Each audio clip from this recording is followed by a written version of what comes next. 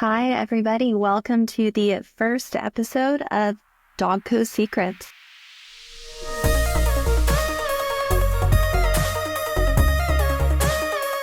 Whether you are tuning in on a podcast or tuning in on YouTube, I am excited you are here. If you do not know who I am, my name is Michelle Kline, and I am the founder of DogCo Launch, which is a place where pet care businesses come to grow and to scale. I have been working in the industry. I owned my own pet care business, actually a dog walking business in Winston-Salem, North Carolina, which I had for almost 6 years before I sold that business and went into DogCo Launch, into consulting in the industry. And I have now been doing this for 2 years. So I love what I do. I love everything about what I do. And DogCo Secrets came together because I wanted a space to, transparently, just a space to reflect out loud from everything I am learning in the work that I am doing, everything I'm learning about the pet care industry, everything I'm learning about strategies that work and strategies that don't. I've worked with about 200 companies in the industry so far, and it has just been a whirlwind of so much information and so much just like good stuff that I'm sitting in all the time. And my brain sometimes just feels like a rock tumbler with all this information in it that I'm working to synthesize and to put into better frameworks. And I'm a verbal processor, y'all. So here we are. Welcome. Let's go. My goal for this channel is that it feels pretty lived in. You're going to get a lot of honest reflections from me. I also plan to share pretty openly about my own business journey now with DogCo as I am growing it and learning more about growing. This is my third business, but more about growing business, period. So lots to share, lots to rumble through. And I am just glad that you are here. So official tagline of the channel, let's fluff and go. Cheers to you. If you are watching on YouTube or just listening to the podcast, I am holding a glass of champagne to you, and I am excited to be here. So cheers. All right. So I wanted to start the first episode of DogCo Secrets talking about something that has been top of mind for me recently with the industry. And that is, when is it time to pivot versus when should we really focus on doubling down on the strategies that we've already put in our business? We are in a really unique time in the pet care industry. If you're in this industry, you know it's exciting. There's a lot of opportunity. There is a lot of new things happening in the industry. During the pandemic, we just saw this growth boom in the pet care industry that was really unprecedented in many ways. There, of course, has been this upward trend of people owning pets and animals and more people getting dogs and cats. But during the pandemic, we really saw this huge boom, and the space in the industry has just exploded. I found a statistic online. I will drop the link in the chat, but there is a very high probability the pet care industry will be at around $500 billion by 2030. That kind of growth, and for reference, we are about half that right now. So the growth is just absolutely insane. However, with that growth, man, how to even describe what the current market is like? That growth brings a lot with it. It's bringing more interest from private equity. It's bringing more and more opportunities for people to sell. It's bringing more interest in the space. I hear from many companies I work with, we're just dealing with unprecedented levels of competition in individual communities and in spaces that people are working in. And it can really lend to this feeling of uncertainty, and not to mention just seeing what the market will do this year. And, will it be up? Will it be down? Just how are things going to shake out? And so there's a lot of uncertainty right now. And that can lead to this question of, what do I do? What do I do with this, what can feel like a conflicting tension of so much opportunity and so much uncertainty? So I just wanted to give my candid thoughts on that today. That seemed like a very honest rumble to start DogCo Secrets with. So let's get into it. So the first thought that I wanted to bring into this conversation is how difficult it is to truly make good decisions and even genuinely know what the quote unquote right answer is. And maybe I'm just going to go ahead and follow a side quest, which I'm sure will happen a lot on this channel. But I am not really into the idea of shoulds when it comes to your business or right or wrong decisions. I think there are decisions that we make from better and worse places, and also decisions that we make out of fear, which don't tend to serve us well. But regardless, it is hard to make the most informed and the most strategic decision if we do not have data on our business. If you have worked with me in any capacity in DogCo, you know how much I am a fan of data, how much I believe in having data in our business. Because for me, my business not only got a lot more fun to own when I actually understood what was happening inside of it, I was able to better understand what was actually happening and to make better decisions with the information I had on hand and the business that I had in front of me. So I would say, as we're standing on this, what can feel like a precipice of what do I do? Like, there's opportunity, there's uncertainty. The first thing I recommend any company do is take a step back and make sure that you have clarity on the picture of what is actually happening inside of your business, and that we aren't making changes or decisions out of fear and out of anxiety. There certainly are circumstances where we may need to pivot, circumstances where we may need to stick with the strategy we have at hand. Data is going to be helpful to illuminate that path. So we need to know some key things inside of your business. What is your average client spend? How much are people spending with your business when they come in? What's your client retention? How long do people stay with you once they come into the business? What's your net profit? What are your labor costs? If you're not in the pet care industry, if you've stumbled across DogCo Secrets and just happened to stay this long, labor costs are a big deal in our industry. It's a very labor-intensive business model, and it tends to be an area that can really affect the financial health of a business in this industry is if their labor margins are too high. So we want to get clear on the reality of just what are your labor costs, what is your net profit. And then we also want to know more internal information about your team and your employee retention and just all the stuff that really paints a clear picture of what's going on inside of your business. So first and foremost, if you feel like as I was talking, that you don't have a clear picture of that information, maybe pause, absorb the rest of the information, stay, don't leave. But I do recommend maybe you pause on any strategic decision making until you get that information. I can drop a resource in the description. It's still on YouTube and podcasts, but I can drop a resource for a spreadsheet suite from the Possum Metrics spreadsheets. Those are spreadsheets that are specifically geared towards metrics that matter in the pet care industry. The strategy I worked with Corinne Moore on, she is the creator of that company. And so over the last year, she and I kind of ideated on what did the industry need on these spreadsheets. And because she is a strategic queen, she went and built them all and added a bunch more that came just from her, and she has this offer for the market. So I would highly recommend checking those out if while I was talking, you were like, man, I don't know the metrics that she listed and I don't know that information about my company. Go start there. So I worked with a coach for a long time, and he would often say to me, a leader's job is to define the reality.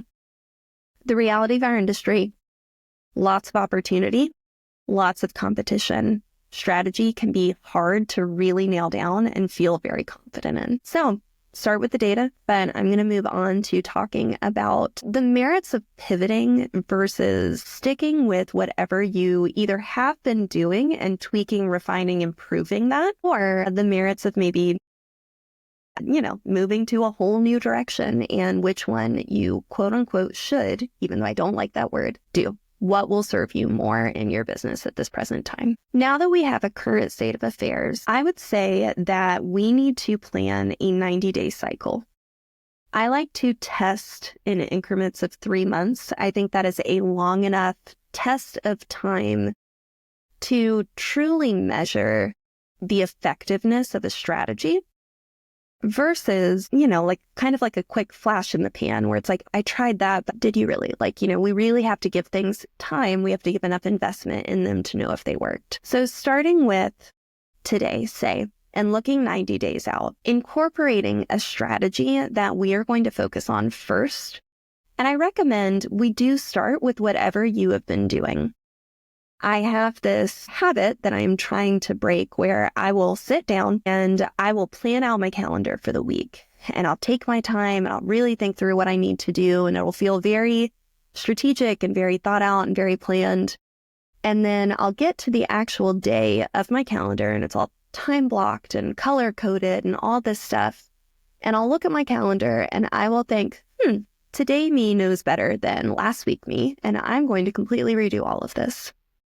And I throw the plan out the window and I pivot. And you know what? That rarely serves me, if ever. And it's something I'm trying to stop doing for that reason.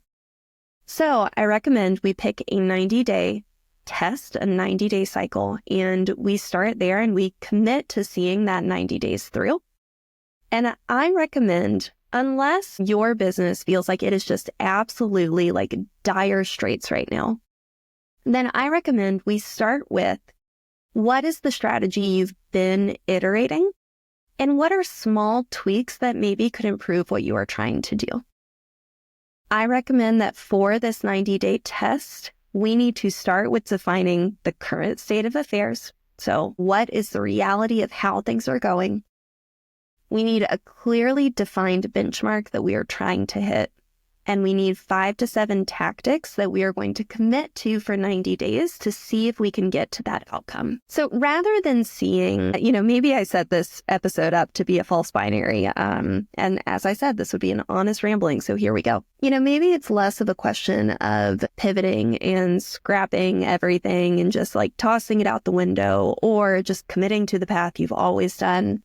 I think it is more so that we pick a certain set of test actions over a certain committed length of time.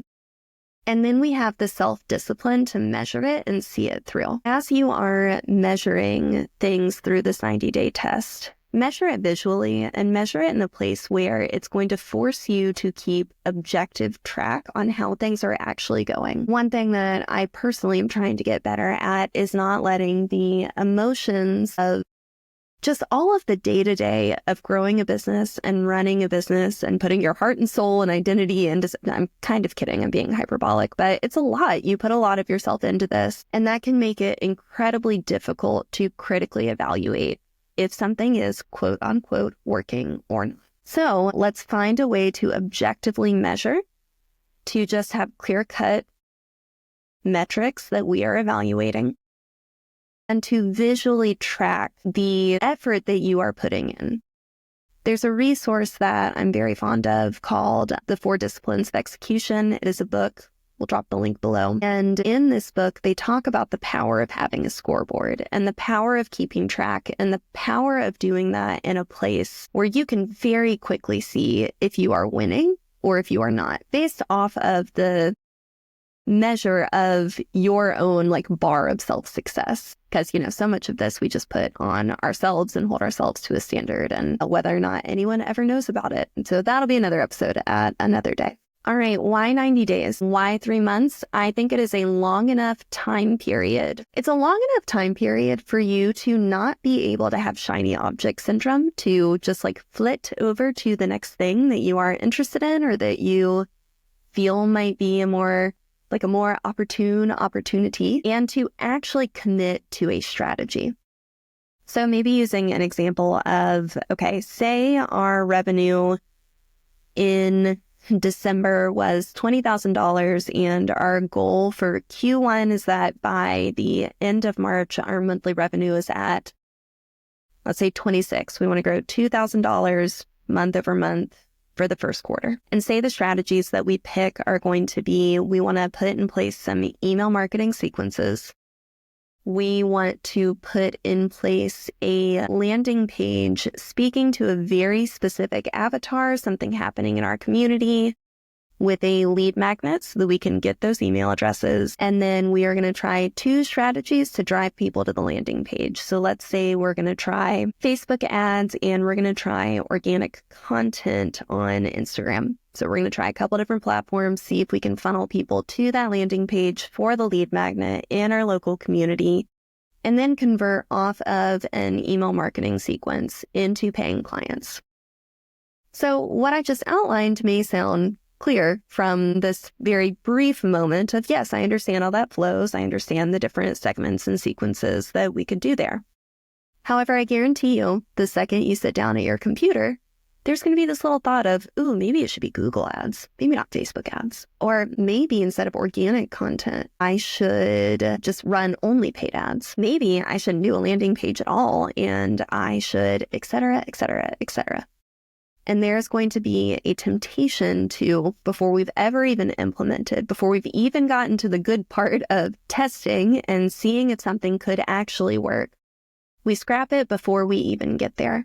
And 90 days is, if you are actually putting in the effort, 90 days is too long of a time period for you to not get through the initial hump of implementation and of having to think through a strategy and put it in place, and to actually have to start testing and iterating. And then after 90 days, we evaluate. One thing that I encourage the clients that I work with to do is to try and think in longer time increments. And I know how tempting it is, but when we're sitting in the day-to-day of our business, it can just feel like the day-to-day is so big because so much can happen and it can be so chaotic. And, we're checking revenue once a day and we're checking the bank account once a day and payroll once a day. It's just, there's so much that can feel so important on a day-to-day basis. However, 90 days is so short. It's long enough that you truly can get usable information, but it is not the end of the world. Like if we pick the wrong strategies, wrong, quote unquote, all data is useful, truly. I genuinely believe that deep down in my core. But 90 days, it is long enough without getting you too far down the path if it is a decision that we should pivot away from. So after 90 days, we evaluate. We take a step back and we say, did that work to the extent that I expected it to? And if not, then we have the decision to pivot or the decision to say, you know what, I think that worked. And here's how I'm going to test the next version of the next 90 days. And at that point, we do have a decision. We can iteratively improve on what we've already put in place and already started, or we can take a step back and say, you know what, it is time to go back to the drawing board. And there can be merit to that. Like I don't want to present that I don't want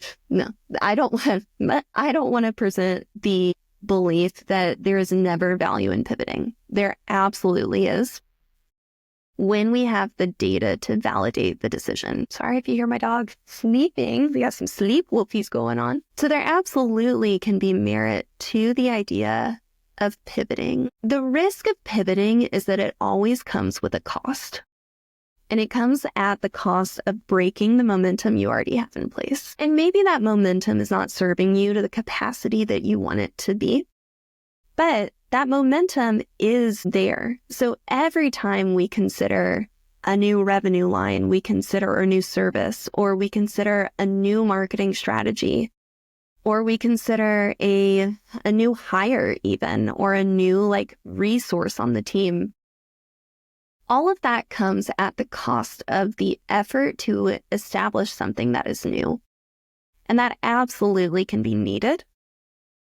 It absolutely can be a worthwhile investment, but it also can be something that detracts more than it adds.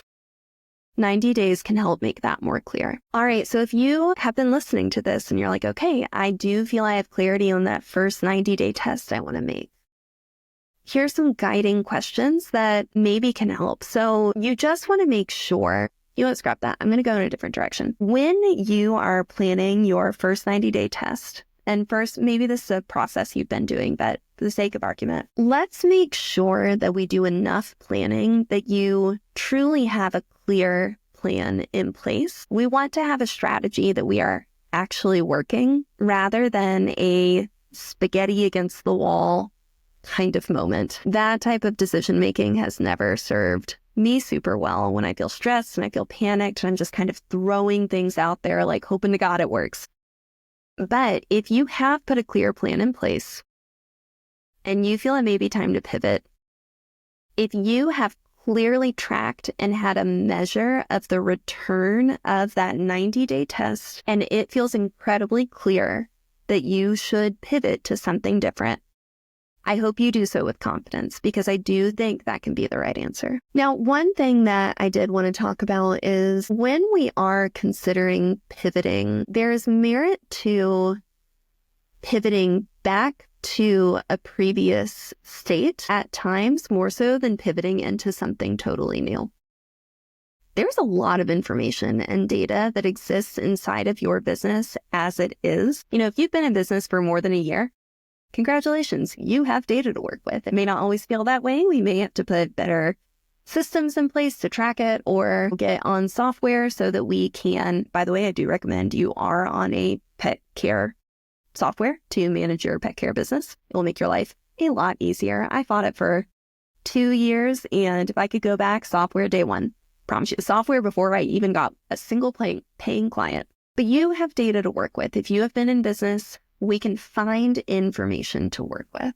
So when you have seen success previously, and sometimes that can be a little obscure, sometimes that can be hard to identify as success because maybe we're in a different place with the business, maybe we have a different measure of success. But it can be well worth your time to look back historically at the data inside of the business to see, okay, when did I have high lead flow? When did I have employee retention that was better than it is now? And to deconstruct the strategies that worked for you at the time and to go back to those strategies and to re-implement them. Like sometimes pivoting can mean returning to a former state of what you were doing rather than always looking for the new, shiny, next best thing. As an entrepreneur, I have to tell you, the longer I get into this game, the more I see that I think that actually is one of the biggest dangers to most businesses.